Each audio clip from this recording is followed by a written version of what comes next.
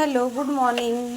आज मी भाजीमध्ये टोमॅटोची चटणी बनवणार होते. रोज रोज भाज्या काय करावं कळतच नाही आणि रोज रोज खाऊ पण वाटत नाही मला. तर मग म्हणलं चला झटपट अशी चटणीच बनवावं, मलाही आवडती खाण्यामध्ये.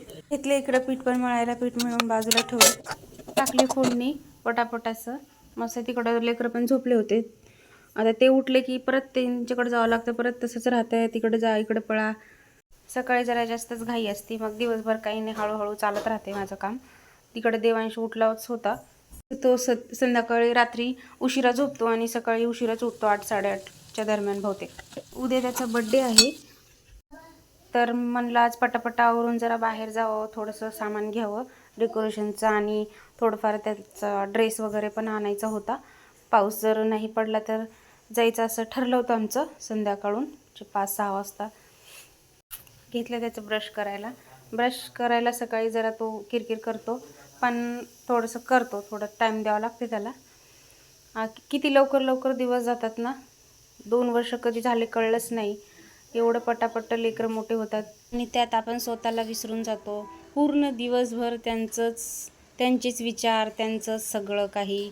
स्वतःसाठी तर वेळच भेटत नाही, मला तर भेटतच नाही बिलकुल. कारण दोघं आहेत माझ्याकडं, एकाचं झालं की एकाचं चालूच असतंय. कधी हे रडते तर कधी ते रडते, कधी याला समजायचं तर कधी त्याला समजायचं. असाच दिवस जातो माझा. तर त्यानंतर मी जेवणासाठी ज्यूस बनवले होते दुपारच्या टाईमला. ॲपल ज्यूस त्याला खूप आवडतो. काम वगैरे आवरले, सगळं काही झालं, ते दोघं निवांत झोपले होते. तर म्हणलं त्याचा बड्डे आहे ना, तर मग चला स्पेशल काहीतरी त्याच्यासाठी करू. तर त्यालाही आवडतं आणि मलाही आवडतं, तर मग घेतले गुलाबजामुन करायला.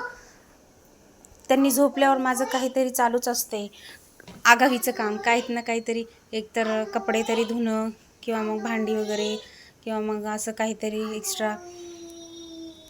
बघू शकता मी त्यामध्ये थोडीशी इलायची टाकली होती, त्यामुळे जरा टेस्ट चांगली, ती इलायचीचा फ्लेवर मला आवडतो. मग चाललं होतं माझं करणं. बघू शकता ऑलमोस्ट झाले पण होते सगळे, पटापटा करून घेतले. त्यानंतर बाहेर निघालो आम्ही. बाहेर गेल्या तर आधी खायचं.